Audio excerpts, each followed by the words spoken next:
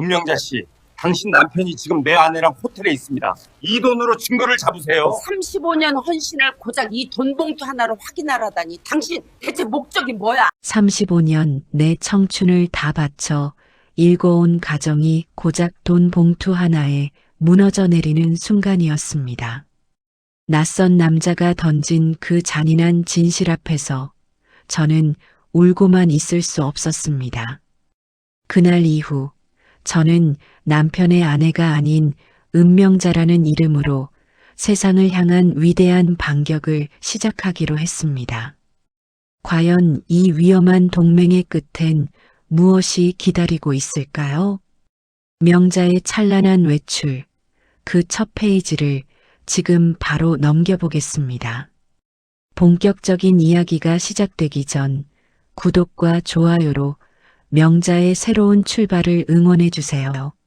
명자와 비슷한 사연으로 가슴앓이 중인 분은 없는지 댓글로 남겨주시면 저에게 큰 힘이 됩니다. 자, 그럼 이야기 시작합니다. 여보, 오늘 정말 수고했어요. 당신 덕분에 이 자리가 빛났습니다. 조창식이 샴페인 잔을 들어 아내에게 건네며 말했습니다. 그의 목소리는 따뜻했고 미소는 완벽했습니다. 은명자는 그 잔을 받아들며 조용히 웃었습니다. 당신이 받아야 할 상이에요. 저는 그저 옆에 있었을 뿐이고 200평 남짓한 한남동 자택의 거실은 그날 밤 서울에서 가장 찬란한 공간이었습니다. 수입산 생화로 장식된 테이블마다 촛불이 흔들렸고 클래식 현악 사중주단이 모퉁이에서 슈베르트를 연주했습니다. 하객들은 각계각층의 유명 인사들이었습니다. 국회의원 보좌관, 대형 로펌의 파트너, 변호사, 미술계 큐레이터, 언론사 편집국장. 그들 모두 오늘 이 자리의 주인공, 조창식의 올해의 인물상 수상을 축하하기 위해 몰려든 사람들이었습니다. 명자는 새벽 5시부터 준비를 시작했습니다. 케이터링 업체와 10번 넘게 통화했고 꽃집 사장과 배치도를 두고 직접 단판을 지었으며 드레스 코드부터 조명 밝기까지 일일이 점검했습니다. 파티가 시작되기 1시간 전 명자는 혼자 거울 앞에 섰습니다. 62년 세월이 담긴 얼굴에 파운데이션을 펴바르면서 그녀는 자신이 오늘 이 자리에서 무슨 역할을 하는지 정확히 알고 있었습니다. 주인공의 아내, 무대를 빛내는 배경, 그 이상도 이하도 아닌 존재. 하객들이 명자에게 건네는 말은 한결같았습니다. 사모님, 정말 복 받으셨어요. 이런 훌륭한 분 곁에서 얼마나 든든하세요. 사모님이 내조를 잘하셔서 조 회장님이 이렇게 되신 거예요. 명자는 그 말들 하나하나에 미소로 답했습니다. 수십 년을 다듬어온 그 미소는 이제 반사신경처럼 작동했습니다. 누군가 칭찬을 건네면 미소, 누군가 남편을 추켜 세우면 고개를 끄덕이며 미소. 그 미소 뒤에서 명자의 눈은 조용히, 아주 조용히 남편을 추적하고 있었습니다. 조창식은 파티 내내 빛났습니다. 그는 타고난 사교가였습니다. 누구와 이야기해도 상대방이 세상에서 가장 중요한 사람인 것처럼 눈을 맞췄고 농담은 적절했으며 칭찬은 과하지 않게 진심처럼 들렸습니다. 올해의 인물상이라는 상패를 손에 쥔 채 소감을 밝힐 때 그는 목이 메는 척 잠시 말을 끊었습니다. 그리고 천천히 아내를 바라보며 말했습니다. 이 자리까지 오는 동안 가장 고마운 사람이 있습니다. 40년 가까이 제 곁을 지켜준 아내, 명자 씨입니다. 박수가 쏟아졌습니다. 몇몇 여성 하객들은 눈물을 훔쳤습니다. 명자는 자리에서 살짝 고개를 숙여 인사했고 그 순간 남편과 눈이 마주쳤습니다. 그 눈빛이 이상했습니다. 따뜻했지만 비어 있었습니다. 진심이 담겨 있었지만 어딘가 먼 곳을 향해 있었습니다. 명자는 그 눈빛을 처음 보는 것이 아니었습니다. 아주 오래전부터, 어쩌면 10년도 더 전부터 남편의 눈은 가끔 그런 식으로 자신을 통과했습니다. 자신을 보는 것 같지만 실은 자신 너머의 무언가를 보는 눈. 명자는 그것을 사업가의 고독이라고 생각했습니다. 혹은 성공한 남자의 고독이라고. 그래서 더 잘 내조하려 했고 더 완벽한 파티를 열려 했으며 더 빛나는 배경이 되려 했습니다. 파티가 절정에 달했을 무렵 명자는 음료를 가져오겠다는 핑계로 인파를 빠져나왔습니다. 주방으로 향하던 그녀의 발길이 복도 앞에서 멈췄습니다. 남편의 목소리가 들렸습니다. 서재 문이 반쯤 열려 있었고 낮고 조심스러운 웃음소리가 새어나왔습니다. 명자는 자신도 모르게 발걸음을 늦췄습니다. 남편은 전화를 하고 있었습니다. 응, 나야. 오늘 수상소감에 내 이름 넣고 싶었는데. 짧은 침묵. 알아. 참았어. 조금만 더 기다려. 다 계획대로 되고 있으니까. 또 다른 침묵. 그리고 낮게, 아주 낮게. 보고 싶어. 명자는 그 자리에서 돌처럼 굳었습니다. 심장이 내려앉는 것 같았지만 이상하게도 눈물은 나지 않았습니다. 대신 오래된 기억 하나가 선명하게 떠올랐습니다. 32살의 명자가 캔버스 앞에 앉아 붓을 쥐고 있는 장면이었습니다. 그림을 그리던 여자. 개인전을 준비하다가 남편의 사업 위기로 모든 것을 접었던 여자. 그 여자가 지금 이 복도에 서 있었습니다. 아무것도 그리지 못한 채로 30년이 넘는 세월을 그렇게 보낸 채로 파티는 자정이 넘어서야 끝났습니다.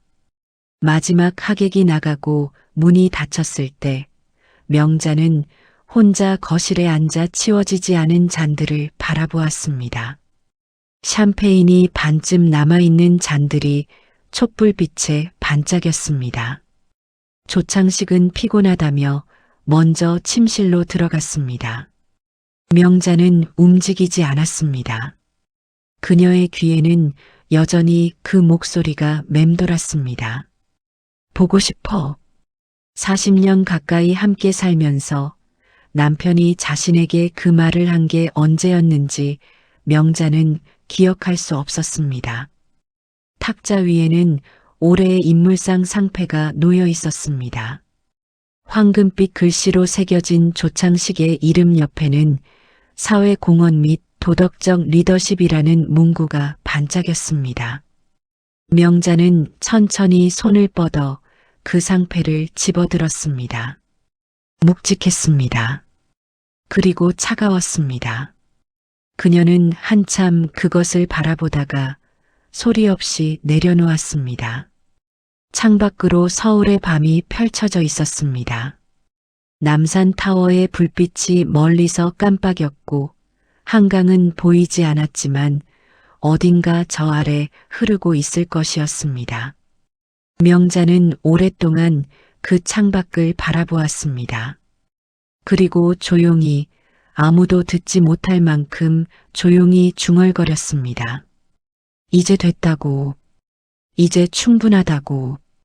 그날 밤 명자는 처음으로 남편 없이 거실 소파에서 잠들었습니다. 담요 하나 없이 등을 꼿꼿이 세운 채로.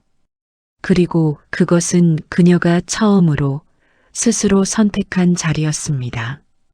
다음 날 아침 파티의 흔적은 깨끗이 치워져 있었습니다. 케이터링 업체 직원들이 새벽에 와서 정리를 마쳤고 생화들은 시들기 전에 모두 수거되었으며 거실은 언제 그런 화려한 밤이 있었느냐는 듯 다시 정갈하고 조용해졌습니다. 명자는 이른 아침부터 주방에서 미역국을 끓였습니다. 아무 이유 없이 그냥 손이 가는 대로. 오래된 습관은 몸에 새겨진 것이어서 마음이 흔들릴수록 손은 더 익숙한 것을 찾았습니다. 조창식은 9시가 넘어서야 내려왔습니다. 수상 다음 날이어서인지 그는 유독 기분이 좋아 보였습니다. 식탁에 앉아 신문을 펼치며 사회면 기사에서 자신의 이름을 찾는 그의 얼굴에는 흡족함이 역력했습니다. 명자는 미역국을 그의 앞에 놓으며 아무 말도 하지 않았습니다. 남편도 특별히 무언가를 묻지 않았습니다. 두 사람 사이의 아침은 언제나 그런 식이었습니다. 오래된 부부의 고요함처럼 보였지만 사실 그것은 오래전에 할 말이 없어진 사람들의 침묵이었습니다. 조창식이 출근하고 문이 닫히자마자 명자는 거실 창가에 서서 그가 타고 간 차가 골목을 빠져나가는 것을 바라보았습니다. 그러고는 어젯밤 내내 머릿속에서 맴돌던 그 목소리를 다시 꺼내 들었습니다. 조금만 더 기다려. 다 계획대로 되고 있으니까. 계획이라는 단어가 거슬렸습니다. 사랑하는 사람에게 하는 말치고는 너무 냉정하고 조직적인 표현이었습니다. 무언가를 오랫동안 치밀하게 준비해온 사람의 말투였습니다. 인터폰이 울린 것은 오전 11시였습니다. 명자는 처음에 택배라고 생각했습니다. 그러나 화면에 잡힌 얼굴은 낯선 남자였습니다. 50대 초반으로 보이는 잘 정돈되어 있지만 어딘가 지친 기색이 역력한 얼굴이었습니다. 그는 카메라를 정면으로 바라보며 또렷하게 말했습니다. 은명자 씨 댁 맞습니까? 강진우라고 합니다. 저는 임미리의 남편입니다. 그 이름을 명자는 알고 있었습니다.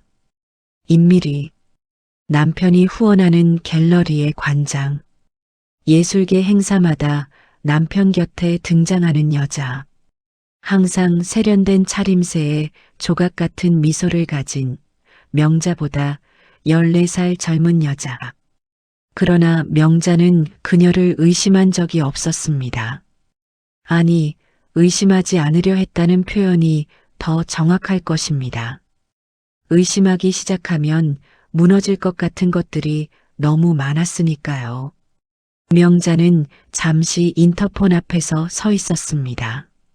문을 열어야 할지 열지 말아야 할지. 그러나 이미 어젯밤 무언가가 결정되기 시작했다는 것을 그녀는 알고 있었습니다. 명자는 버튼을 눌러 문을 열었습니다. 강진우는 거실 소파에 앉아서도 한동안 말을 꺼내지 못했습니다. 명자가 차를 내와 테이블에 놓았을 때 그는 두 손으로 찻잔을 감싸쥐며 창밖을 바라보았습니다. 그 옆모습에는 오래된 상처의 냄새가 났습니다. 자존심 강한 사람이 무릎 꿇기 직전의 얼굴이었습니다. 얼마나 되셨어요? 명자가 먼저 물었습니다. 무엇이 얼마나 되었느냐는 말하지 않았습니다. 그럴 필요가 없었습니다. 강진우는 천천히 고개를 들었습니다. 제가 처음 알게 된 것은 1년 반 전입니다. 하지만 실제로는 훨씬 오래됐을 겁니다. 그는 잠시 멈췄다가 다시 입을 열었습니다. 사모님은요? 명자는 대답하지 않았습니다. 대신 찻잔을 들어 한 모금 마셨습니다. 그 침묵이 대답이었습니다. 강진우는 품 안에서 서류 봉투 하나를 꺼냈습니다. 두툼했습니다. 명자는 그것을 받아들고 테이블 위에 올려놓았지만 바로 열지 않았습니다. 그 안에 뭐가 있나요? 라고 물었습니다. 강진우는 잠시 말을 고르는 듯 하다가 천천히 대답했습니다.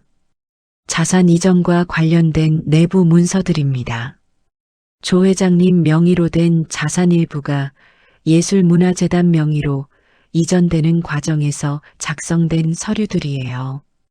그 재단의 실질적인 운영자는 제 아내입니다. 그는 명자의 눈을 똑바로 바라보았습니다. 이게 단순한 후원이 아닙니다. 이 재단에는 사모님 몫의 공동재산도 포함되어 있습니다. 명자의 손이 미세하게 떨렸습니다. 그러나 얼굴은 움직이지 않았습니다. 오랫동안 감정을 숨기는 훈련을 받아온 여자의 얼굴이었습니다. 그녀는 봉투를 열었습니다. 문서들은 촘촘한 법률 용어로 가득했지만 명자는 숫자들을 읽을 수 있었습니다. 그리고 그 숫자들이 의미하는 것을 이해하는데 그리 오랜 시간이 걸리지 않았습니다. 30년이었습니다. 30년의 내조가 만들어낸 그 자산들이 다른 여자의 손으로 넘어가도록 서류가 준비되어 있었습니다. 아직 서명되지 않았지만 날짜가 적혀 있었습니다. 2달 후였습니다. 왜 저에게 이걸 가져오셨어요? 명자가 물었습니다. 목소리가 흔들리지 않은 것이 스스로도 신기했습니다. 강진우는 쓸쓸하게 웃었습니다. 저도 처음에는 그냥 참으려 했습니다. 아이들 때문에, 체면 때문에. 그런데 그는 잠시 멈췄습니다. 사모님이 모른 채로 당하시면 안 된다고 생각했습니다. 저는 이미 변호사를 선임했고 대응을 준비하고 있습니다. 사모님도 준비하셔야 합니다. 명자는 서류 봉투를 닫았습니다. 그리고 창밖을 바라보았습니다. 30년 전 자신이 포기했던 그림들이 어딘가에 남아있을지 문득 그런 생각이 스쳤습니다. 스케치북들을 짐 창고 어딘가에 넣어뒀던 것 같았는데 아직 있을까요? 다음 주에 다시 오실 수 있어요? 명자가 말했습니다. 그때까지 이 서류를 좀 더 살펴보고 싶네요. 강진우가 돌아간 뒤 명자는 짐 창고 문을 열었습니다. 오래된 박스들 사이를 뒤졌습니다. 먼지가 쌓인 상자 하나를 꺼냈을 때 그 안에서 낡은 스케치북이 나왔습니다. 표지가 바랬지만 그림들은 남아 있었습니다.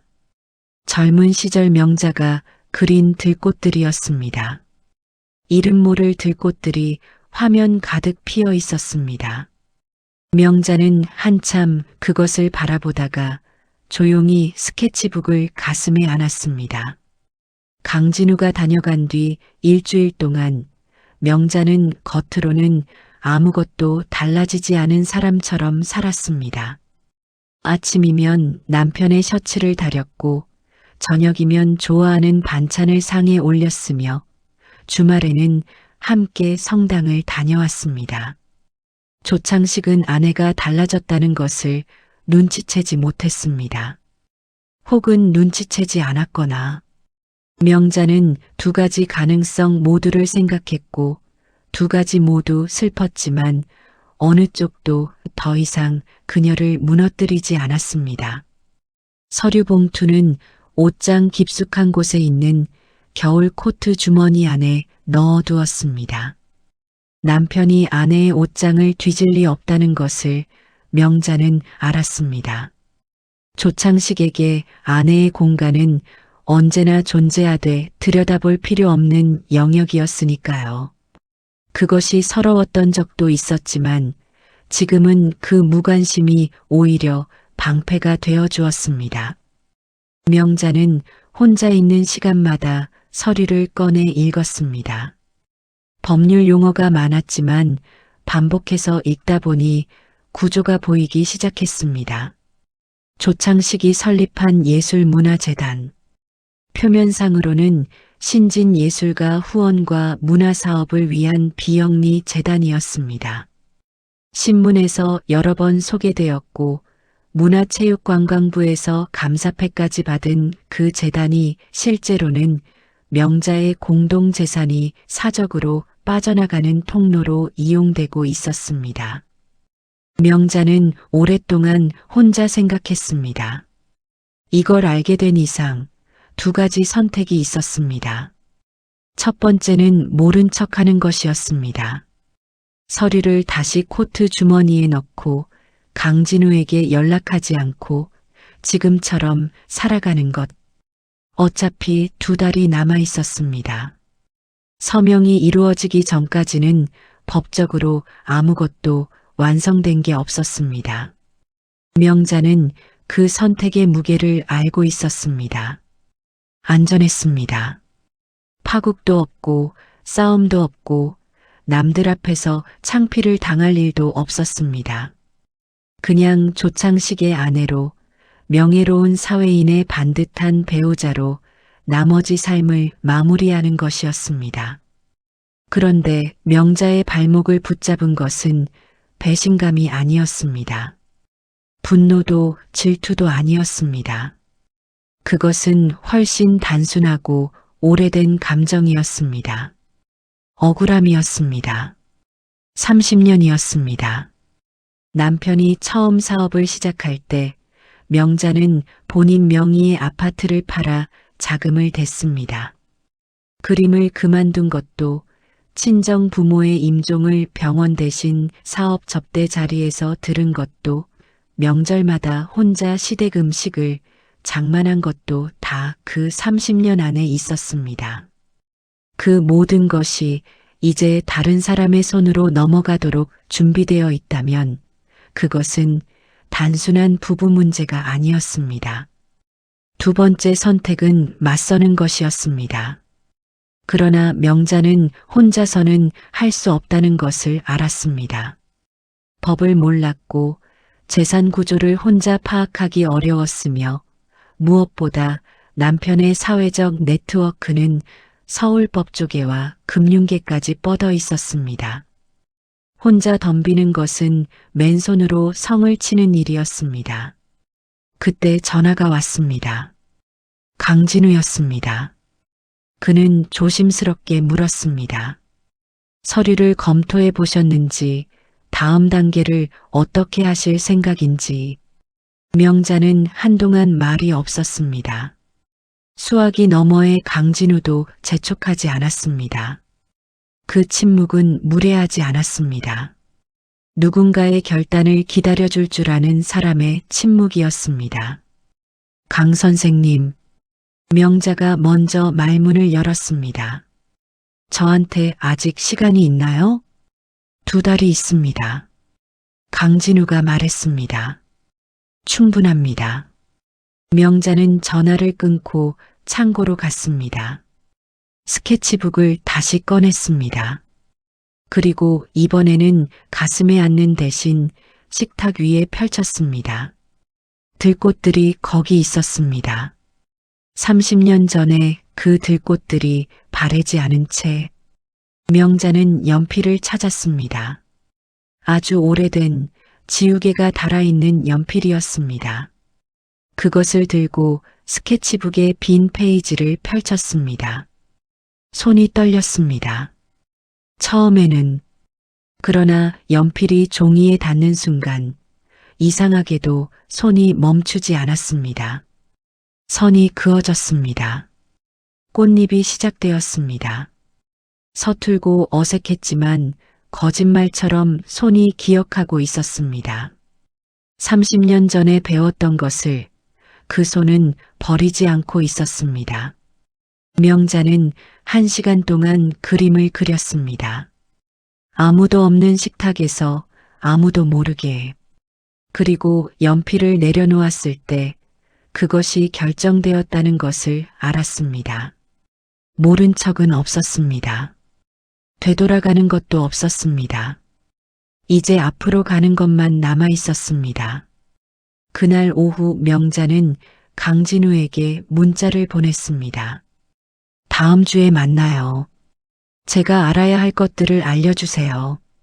그것이 전부였습니다. 짧은 문장이었지만 명자는 그것이 자신의 인생에서 가장 긴 문장 중 하나라는 것을 알았습니다. 강진우와 명자의 두 번째 만남은 처음과는 다른 공기로 시작되었습니다. 첫 번째 만남이 낯선 사람 사이의 조심스러운 대화였다면 이번에는 같은 방향을 바라보기로 결심한 두 사람의 첫 회의였습니다. 강진우는 한남동 자택이 아닌 다른 장소를 제안했고 명자는 동의했습니다. 서초동의 조용한 카페였습니다. 남편의 지인들이 드나들 가능성이 낮은 곳이었습니다. 강진우는 노트북을 가지고 나왔습니다. 그는 지난 1년 반 동안 자신이 수집한 자료들을 체계적으로 정리해 놓고 있었습니다. 조창식과 임미리의 관계가 처음 시작된 시점으로 추정되는 5년 전부터 재단 설립 과정, 자산 이전 서류 작성에 관여한 법무법인의 이름까지. 명자는 처음에는 전체 구조가 잘 잡히지 않았지만 강진우가 하나하나 설명해 가면서 그림이 맞춰지기 시작했습니다. 가장 마음에 걸리는 것은 타이밍이었습니다. 재단 설립이 논의되기 시작한 것은 3년 전이었습니다. 그 해는 조창식이 명자에게 이제 우리도 사회 환원을 생각할 때가 됐다고 말하던 해였습니다. 명자는 그것이 남편의 진심 어린 성찰이라고 생각하고 기뻐했습니다.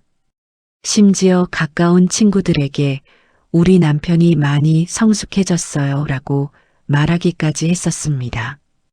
그 말이 지금 명자의 귓속에서 메아리처럼 울렸습니다. 이 법무법인이 핵심입니다. 강진우가 화면의 한 부분을 짚었습니다.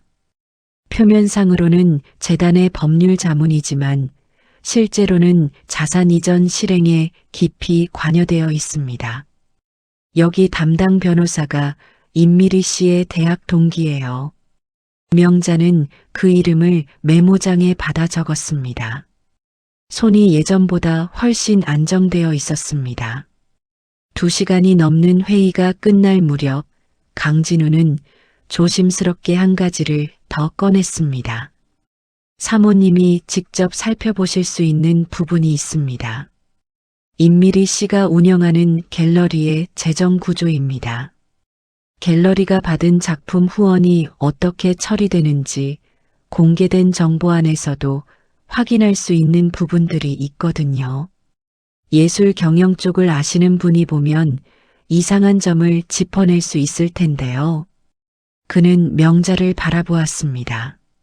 명자는 잠시 생각했습니다. 저 그림 그렸어요. 오래전에. 강진우가 조금 놀란 표정으로 바라보았습니다. 명자는 담담하게 이어 말했습니다. 개인전까지 준비하다가 접었습니다. 그래서 갤러리 쪽은 구조를 어느 정도 압니다. 작품 거래가 어떻게 이루어지는지, 후원 명목의 자금이 어떻게 움직이는지. 처음으로 강진우의 얼굴에 진심 어린 놀라움이 스쳤습니다. 그러면 사모님이 직접 그 구조를 들여다보실 수 있겠군요. 명자는 고개를 끄덕였습니다. 접근 방법을 생각해 봐야겠지만 못할 것도 없어요. 그날부터 명자는 2개의 삶을 병행했습니다. 낮에는 여전히 조창식의 완벽한 아내였습니다. 저녁 식사를 준비하고 남편의 일정을 확인하고 필요한 자리에는 함께 나갔습니다. 그러나 그 사이사이 남편이 없는 시간에 명자는 조금씩 다른 사람이 되어갔습니다. 임미리의 갤러리 홈페이지를 꼼꼼히 살폈고 재단의 공개 결산 보고서를 내려받아 분석했으며 예술 경영 관련 자료들을 찾아 읽었습니다. 그리고 매일 밤 남편이 잠든 뒤에는 식탁 앞에 앉아 그림을 그렸습니다. 처음에는 들꽃이었습니다. 30년 전에 그리다 멈춘 바로 그 들꽃들을 다시 그리기 시작했습니다. 그리고 며칠이 지나자 꽃의 형태가 조금씩 달라지기 시작했습니다. 선이 굵어졌고 색감이 강해졌습니다. 30년 전의 그림이 소녀의 섬세함으로 가득했다면 지금의 그림에는 오래 살아온 사람만이 알 수 있는 어떤 무게가 담기기 시작했습니다. 강진우와의 만남도 규칙적이 되었습니다.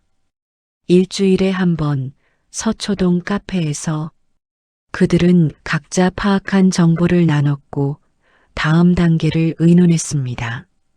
처음에는 어색했지만 시간이 지나면서 그 만남은 이상하게도 명자에게 안도감을 주었습니다. 강진우는 명자를 사모님이라고 불렀고 명자는 그를 강 선생님이라고 불렀습니다. 그들은 서로의 상처를 직접 건드리지 않았습니다. 그러나 같은 아픔을 아는 사람만이 알 수 있는 방식으로 서로의 속도를 존중했습니다. 한 번은 강진우가 자료를 설명하다가 갑자기 말을 멈추고 물었습니다. 사모님은 두렵지 않으세요? 명자는 잠시 생각하다가 대답했습니다. 두렵죠? 그런데 있잖아요, 강 선생님. 더 두려운 게 뭔지 아세요? 강진우가 고개를 저었습니다. 이대로 아무것도 안 하는 것이요. 그게 더 무서워요. 강진우는 그 말에 오래 침묵했습니다. 그리고 나직이 말했습니다. 저도 같습니다. 명자는 그날 집으로 돌아오는 길에 처음으로 화방에 들렀습니다. 붓을 샀습니다. 수채화 물감과 도화지를 샀습니다. 30년 만에 처음으로 돈을 내고 그림 도구를 산 날이었습니다. 작은 종이 봉투를 들고 버스에 앉아 명자는 창밖을 바라보았습니다. 서울이 달라 보였습니다. 아니, 달라진 것은 서울이 아니었습니다. 조창식의 자선 행사는 매년 봄에 열렸습니다. 강남의 고급 호텔 볼룸을 통째로 빌려 예술계 재계정계 인사들을 한데 모으는 그 행사는 문화와 나눔의 밤이라는 이름을 달고 있었습니다. 외관상으로는 신진예술가 지원 기금 마련을 위한 자선 경매였지만 실질적으로는 조창식이 자신의 사회적 네트워크를 한 번에 점검하고 재단의 존재감을 과시하는 자리였습니다. 명자는 10년 동안 이 자리를 준비하고 또 자리를 지켰습니다. 올해도 초대장이 왔고 올해도 그녀는 참석할 예정이었습니다. 다만 이번에는 전혀 다른 눈으로 행사가 열리는 날 오후 명자는 평소와 다른 드레스를 골랐습니다. 남편이 좋아하는 베이지 계열의 단아한 스타일이 아니라 짙은 버건디 컬러의 원피스였습니다. 5년 전 우연히 샀다가 한 번도 입지 못한 옷이었습니다. 그거 너무 강해 보이지 않아? 남편이 그렇게 말했고 명자는 옷장 안에 걸어두었습니다. 오늘은 꺼냈습니다. 거울 앞에 서보니 잘 맞았습니다. 처음부터 잘 맞는 옷이었습니다. 행사장에 들어서자마자 명자는 공기가 달라졌음을 느꼈습니다. 매년 같은 장소, 같은 얼굴들이었지만 명자가 보는 시선이 달라졌으니 풍경이 달라진 것과 마찬가지였습니다. 아는 얼굴들이 인사를 건넸고 명자는 능숙하게 응대했습니다. 그 능숙함이 이번에는 전략이었습니다. 정보를 파악하는 동안 자연스럽게 보여야 했고 그 자연스러움은 명자가 30년 동안 갈고 닦은 기술이었습니다. 인미리를 발견한 것은 행사 시작 20분 뒤였습니다. 그녀는 행사장 중앙 경매에 올라갈 작품들이 전시된 섹션 근처에 서 있었습니다. 검은색 시스루 소재의 드레스에 작은 다이아몬드 귀걸이, 키가 컸고 자세가 곧았으며 주변 사람들과 이야기할 때 손끝을 섬세하게 사용하는 사람이었습니다. 명자는 처음으로 그녀를 정면에서 제대로 바라보았습니다. 이 모든 일의 중심에 있는 사람을 오롯이 마주하는 시선이었습니다. 임미리가 먼저 알아보고 다가왔습니다. 사모님, 오늘 정말 특별하게 차려입으셨네요. 그녀의 미소는 완벽했습니다. 칭찬인지 다른 의미인지 경계가 없는 그런 미소였습니다. 명자는 조금도 당황하지 않았습니다. 갤러리 관장님도 오늘 멋지시네요. 그런데 이번 경매 출품작들 제가 봤는데 선정 기준이 작년이랑 많이 달라진 것 같던데요. 명자는 자연스럽게 전시 작품 쪽으로 시선을 돌렸습니다.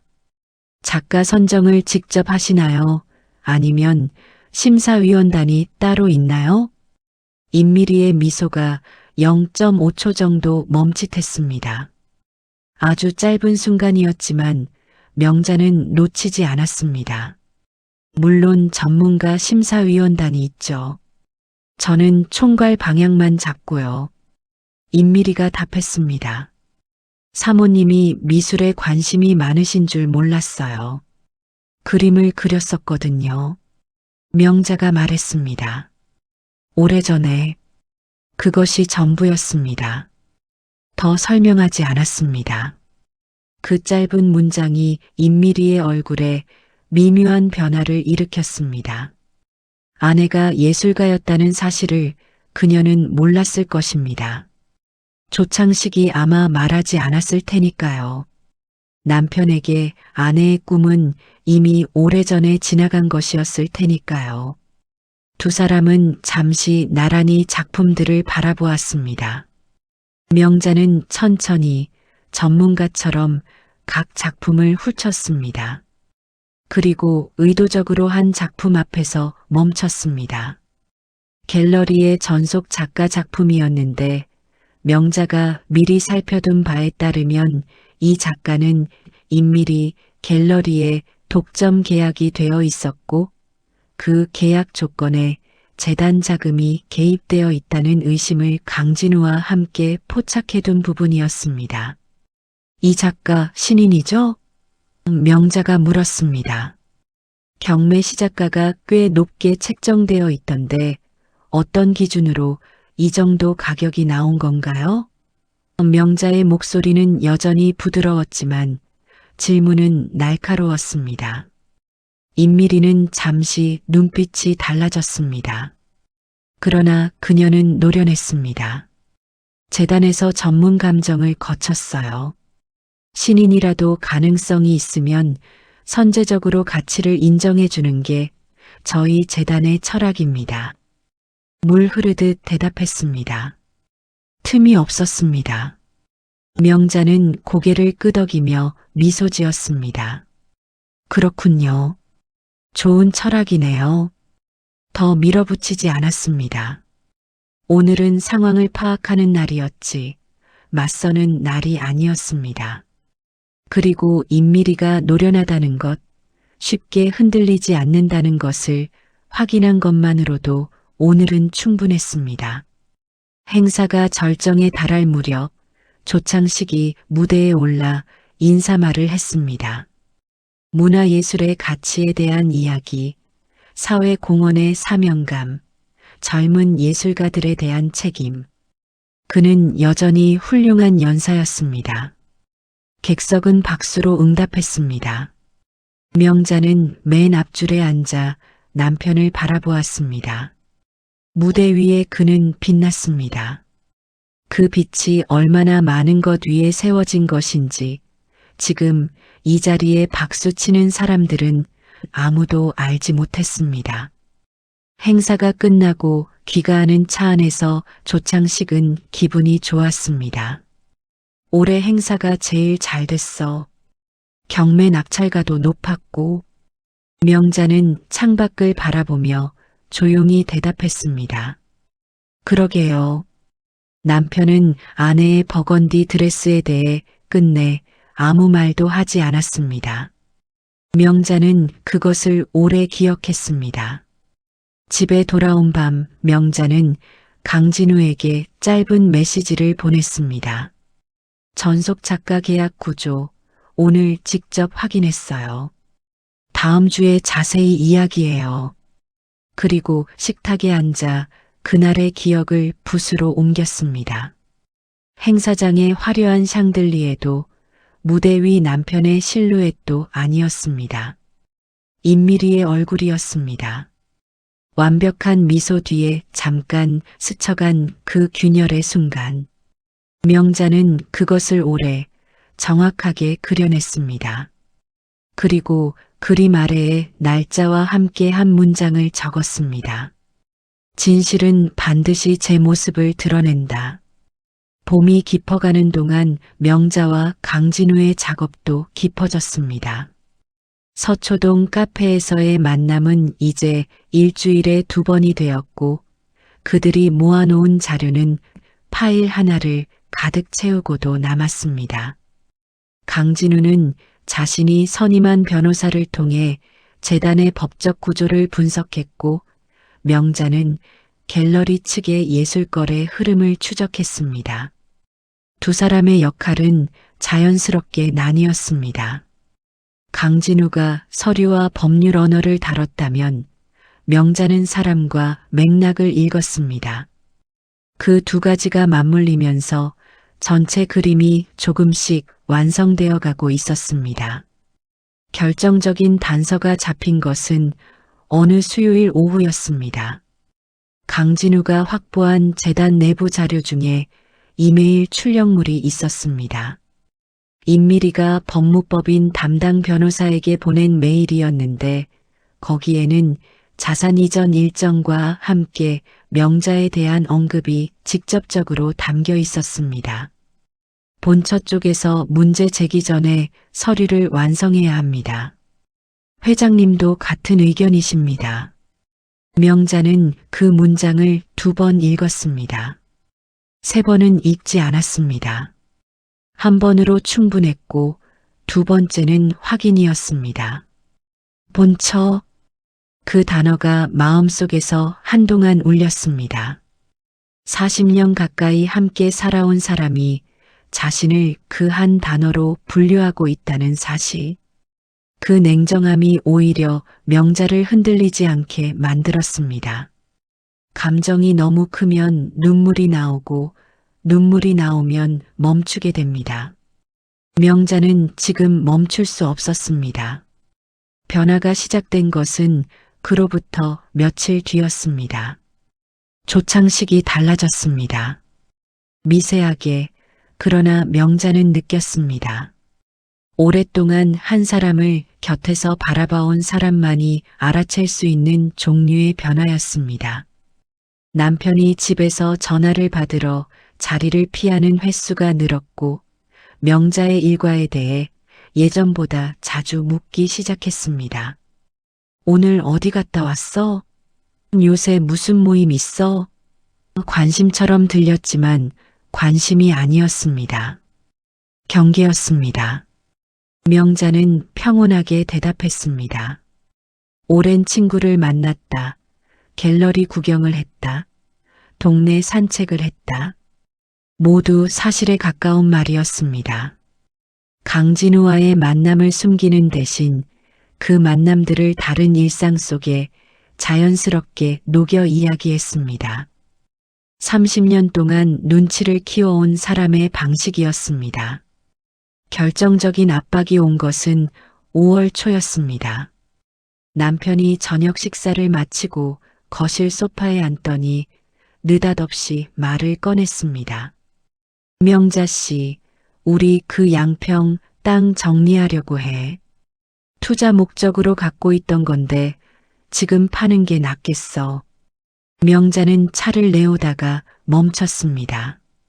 양평 땅은 두 사람 공동 명의로 된 부동산 중 하나였습니다. 강진우에게서 그 땅이 재단명의 이전 후보 자산 목록에 올라 있다고 들은 지 얼마 되지 않은 시점이었습니다. 갑자기 왜요? 명자가 물었습니다. 목소리는 평이했습니다. 세금 문제도 있고 관리도 번거롭고. 남편은 시선을 TV 쪽으로 돌리며 말했습니다. 어차피 우리가 쓸 것도 아닌 땅이잖아. 팔아서 정리하는 게 낫지. 그럼 저한테도 서류가 오는 건가요? 공동 명의니까. 명자가 말했습니다. 잠깐의 침묵이 있었습니다. 응, 뭐 형식적인 서류야. 도장만 찍으면 돼. 명자는 찻잔을 테이블에 내려놓았습니다. 알겠어요. 서류 오면 살펴볼게요. 그것으로 끝냈습니다. 남편의 눈을 똑바로 바라보며 아무렇지 않게 조창식은 아내가 순순히 동의한 것으로 읽은 듯 어깨에 긴장을 풀었습니다. 명자는 그 모습을 바라보면서 가슴 어딘가에서 무언가가 완전히 식어버리는 것을 느꼈습니다. 다음 날 아침 남편이 출근하자마자 명자는 강진우에게 전화했습니다. 양평 땅 서류가 올 것 같아요. 강진우는 즉각 반응했습니다. 절대 서명하시면 안 됩니다. 서류 받으시면 저희 변호사한테 먼저 보내주세요. 명자는 알겠다고 했습니다. 그리고 전화를 끊은 뒤 잠시 창밖을 바라보았습니다. 봄비가 내리고 있었습니다. 변호사와의 첫 면담은 조용한 사무실에서 이루어졌습니다. 강진우의 소개로 만난 변호사는 50대 초반의 여성이었습니다. 이혼 전문 변호사였는데 처음 명자를 마주했을 때 과한 동정을 표하지 않았습니다. 그것이 명자는 좋았습니다. 동정은 사람을 약하게 만드는 경향이 있었습니다. 변호사는 서류들을 검토하면서 간간히 날카로운 질문들을 던졌고 명자는 자신이 파악한 것들을 차분하게 설명했습니다. 변호사가 중간에 말했습니다. 사모님, 이 정도면 상당히 잘 정리해 오셨네요. 칭찬이었지만 명자는 그것이 자신에게 처음으로 건네진 진짜 의미의 칭찬처럼 느껴졌습니다. 법적 대응의 첫 단계는 공동재산에 대한 가처분 신청이었습니다. 임의로 자산이 이전되기 전에 이를 막는 선제적 조치였습니다. 변호사는 타이밍이 중요하다고 했습니다. 너무 이르면 상대방이 대응 방법을 바꿀 시간을 주게 되고 너무 늦으면 서류가 완성될 수 있었습니다. 명자는 그 타이밍을 남편의 은퇴 기념식에 맞추고 싶다고 말했습니다. 변호사가 물었습니다. 이유가 있으신가요? 명자는 잠시 생각하다가 대답했습니다. 있어요. 그 자리가 가장 많은 사람들이 모이는 자리예요.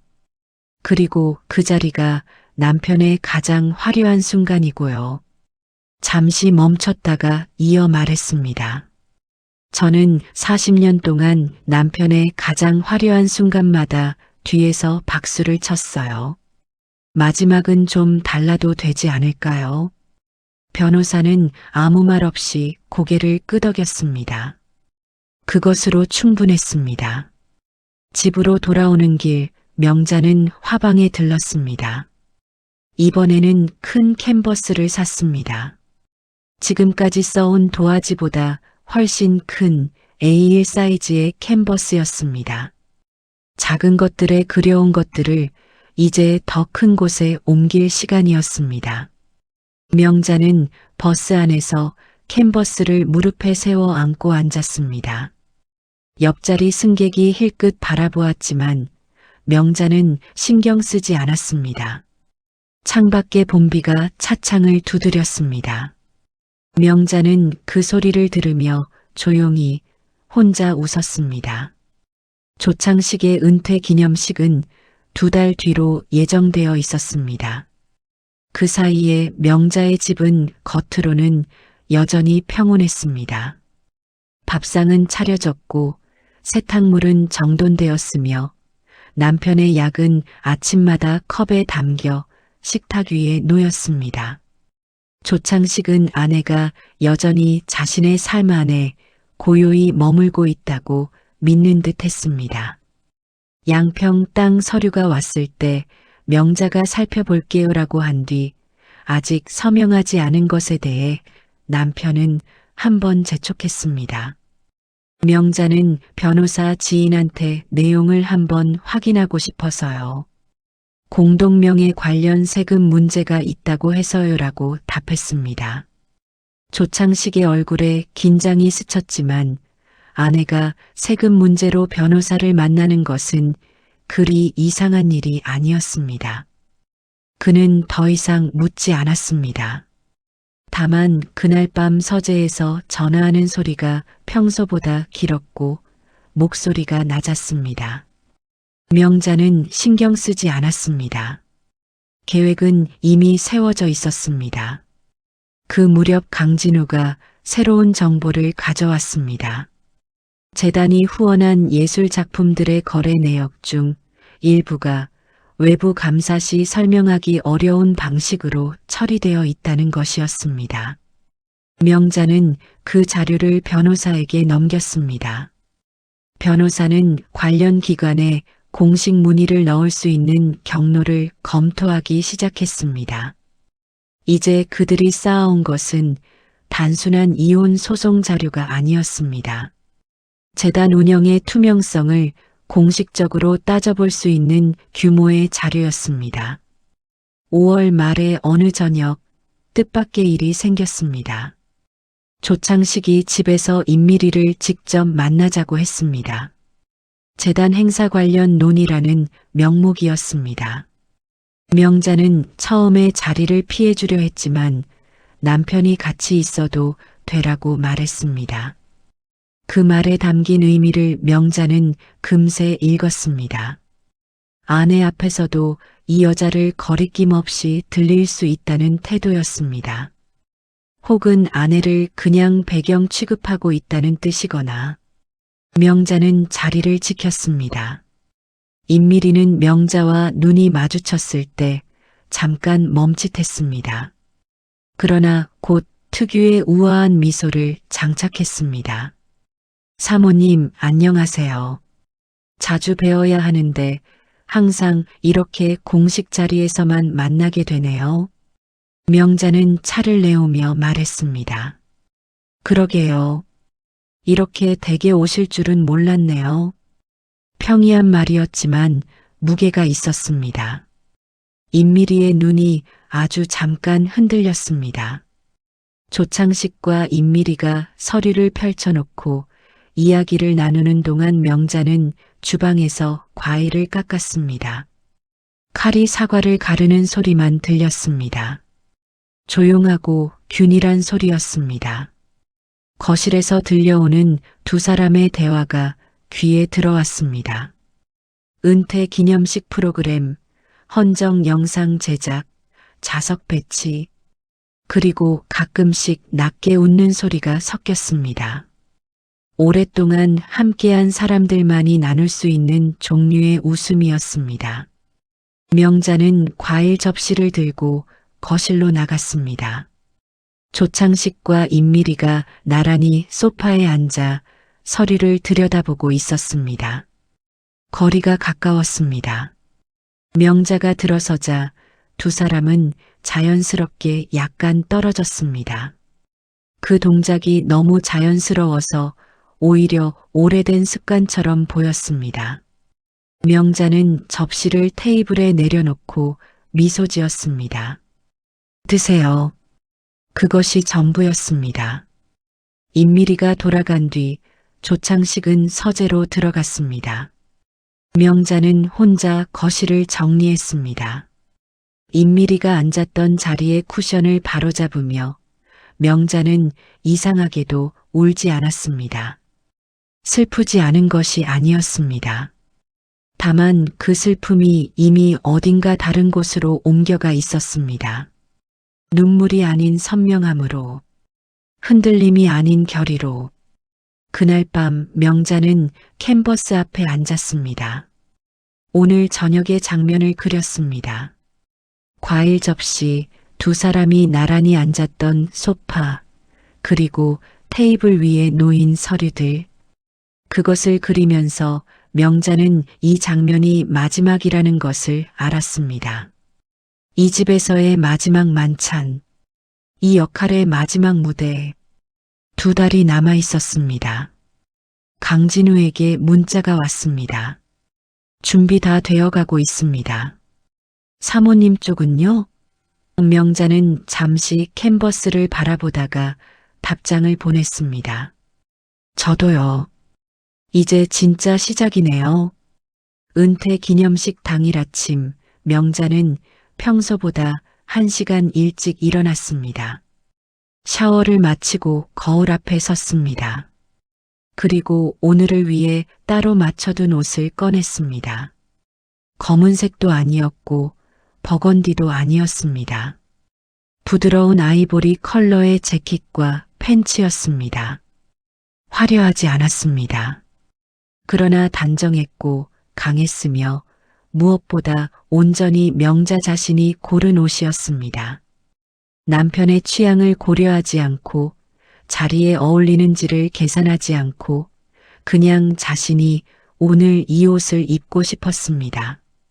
조창식은 기분이 좋았습니다. 아침 식사를 하면서 행사 관련 전화를 두어 통받았고 그때마다 목소리가 들떠 있었습니다. 수십 년의 사업 생애를 마무리하는 자리이자 자신이 쌓아온 모든 것이 공식적으로 인정받는 날이었으니 당연했습니다. 명자는 그 옆에서 조용히 식사를 마쳤습니다. 남편이 넥타이를 골라달라고 했을 때 명자는 네이비색을 권했습니다. 조창식이 가장 신뢰받는 인상을 줄 때 매는 색이었습니다. 명자는 그것까지 알고 있었습니다. 그리고 그것이 오늘로 마지막이라는 것도. 행사장은 강남의 특급 호텔 그랜드 볼룸이었습니다. 500여 명의 하객이 예정되어 있었습니다. 재계, 법조계, 문화계, 언론계. 조창식이 30년 넘게 쌓아온 네트워크의 총집합이었습니다. 그 모든 사람들 앞에서 오늘 그는 은퇴의 인사를 고하고 재단을 통한 사회공헌 사업의 계속을 선언하며 후대에 기억될 인물로 자리매김할 예정이었습니다. 명자는 행사장에 들어서기 전 강진우에게 문자를 보냈습니다. 도착했어요. 강진우의 답이 왔습니다. 저도 자리 잡았습니다. 변호사님도 대기 중입니다. 명자는 핸드폰을 핸드백에 넣었습니다. 손이 떨리지 않았습니다. 행사는 예정대로 흘렀습니다. 사회자의 진행, 영상 상영, 축사, 그리고 조창식의 무대. 헌정 영상에는 그의 사업 역정이 담겼습니다. 젊은 날의 사진들, 굵직한 성과들, 재단 설립 장면, 자선 행사의 기록들. 객석에서 박수가 나왔고 몇몇 사람들은 고개를 끄덕였습니다. 명자는 맨 앞줄에 앉아 그 영상을 처음 보는 것처럼 바라보았습니다. 화면 속 남편은 아름다운 이야기의 주인공이었습니다. 영상이 끝나고 조창식이 무대에 올랐습니다. 박수가 쏟아졌습니다. 그는 마이크 앞에 서서 객석을 천천히 둘러보았습니다. 감사의 말들이 이어졌습니다. 아내에 대한 언급도 있었습니다. 40년을 한결같이 곁에서 지켜준 아내에게 이 자리를 빌려 마음 깊이 감사를 전합니다. 객석에서 따뜻한 반응이 나왔습니다. 몇몇 시선이 명자에게 향했습니다. 명자는 고개를 살짝 숙여 인사했습니다. 조창식의 소감이 끝나자 행사 진행상 가족 대표 인사 순서가 이어졌습니다. 사전에 사회자에게 전달해둔 순서였습니다. 명자는 자리에서 일어나 무대 쪽으로 걸어갔습니다. 객석은 훈훈한 분위기로 박수를 쳤습니다.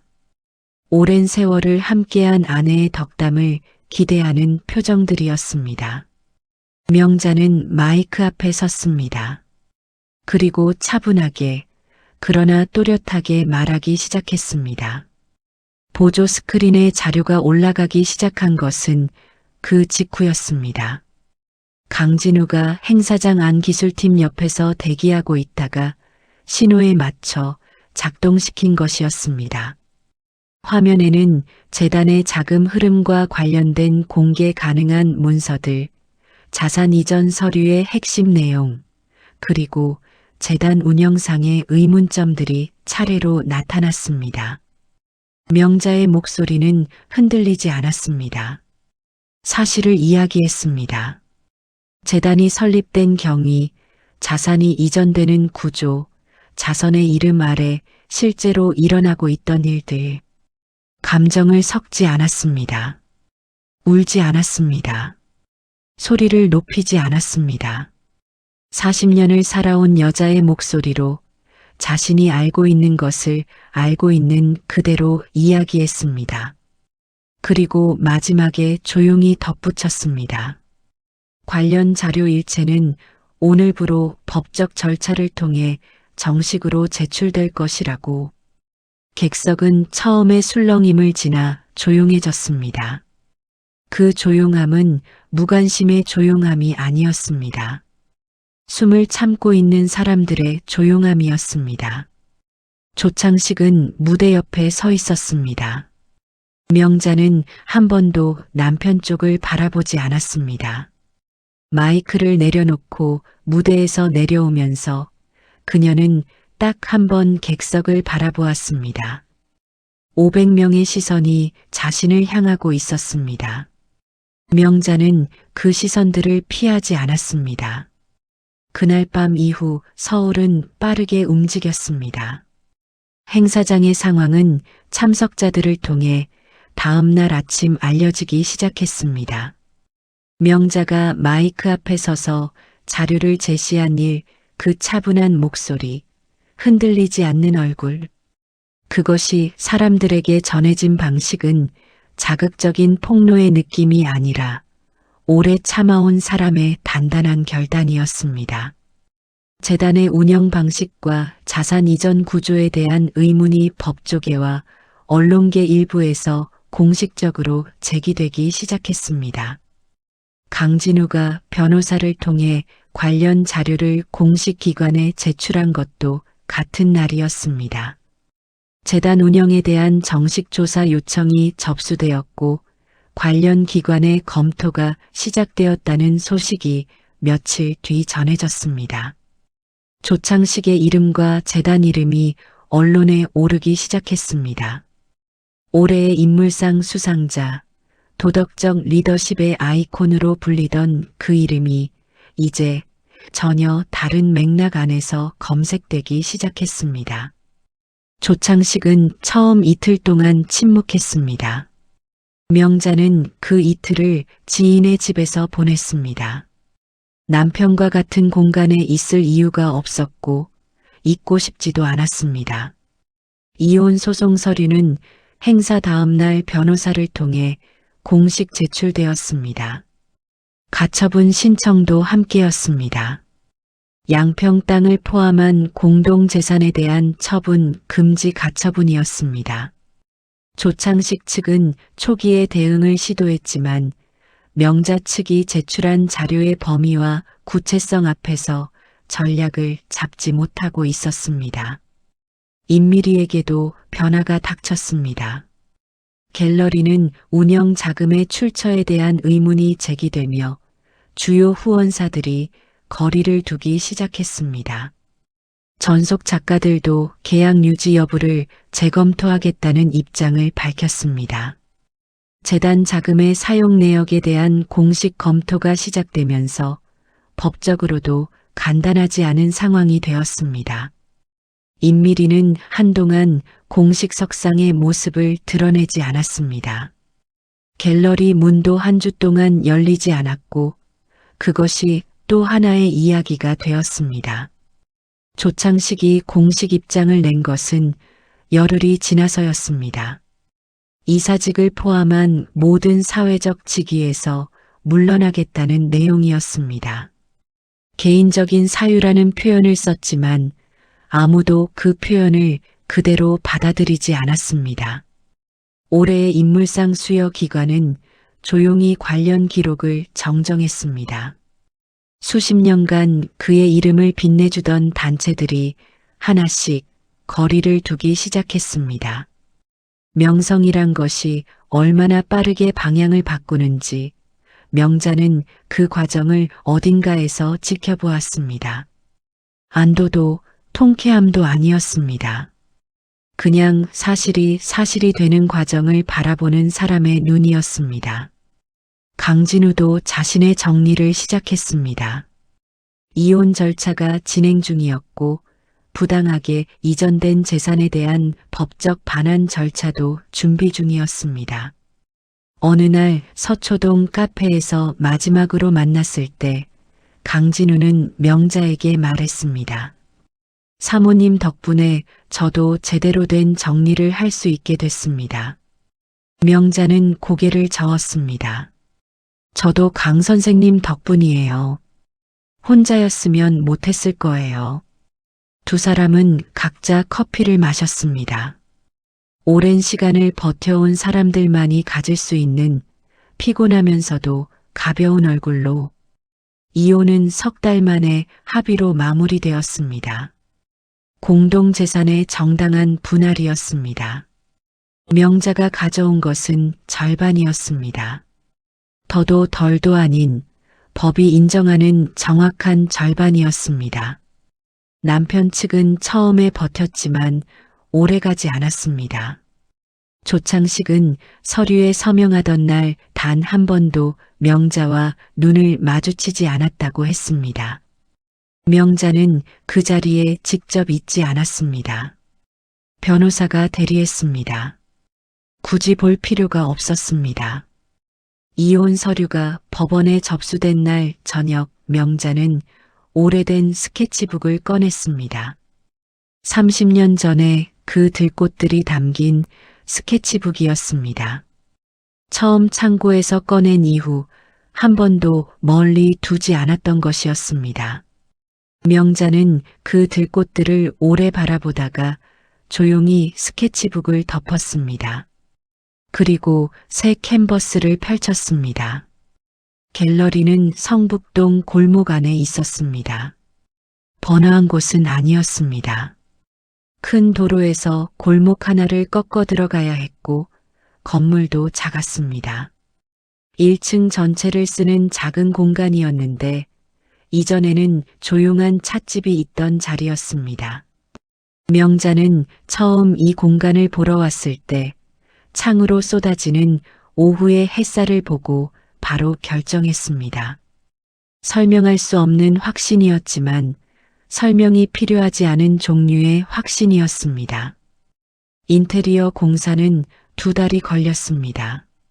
명자는 거의 매일 공사 현장에 나왔습니다. 색을 골랐고 조명 위치를 결정했으며 작품을 걸 벽면의 높이를 직접 측정했습니다. 시공업체 대표가 처음에는 어떻게 해드릴까요라고 자꾸 물었는데 명자가 매번 구체적인 수치와 방향을 제시하자 이후에는 그냥 받아 적기 시작했습니다. 명자는 그것이 좋았습니다. 누군가에게 결정을 미루지 않아도 되는 삶이 이런 것이구나 하는 것을 이 나이에 처음으로 배우고 있었습니다. 갤러리 이름은 오래 고민했습니다. 처음에는 들꽃을 생각했습니다. 30년 전 그리다 멈춘 것들, 그리고 다시 시작하게 해준 것들에 대한 마음이었습니다. 그러나 며칠 생각하다가 바꿨습니다. 더 단순한 것으로 운명자 갤러리. 그것이 전부였습니다. 자신의 이름 3글자, 남편의 성도, 아내라는 직함도, 사모님이라는 호칭도 없이 그냥 자신이 태어날 때 받은 이름, 그것을 간판에 달았습니다. 개관 전날 밤 명자는 혼자 갤러리 안에 남았습니다. 조명을 올리고 작품들을 둘러보았습니다. 벽에 걸린 것들은 모두 지난 1년 동안 명자가 직접 그린 것들이었습니다.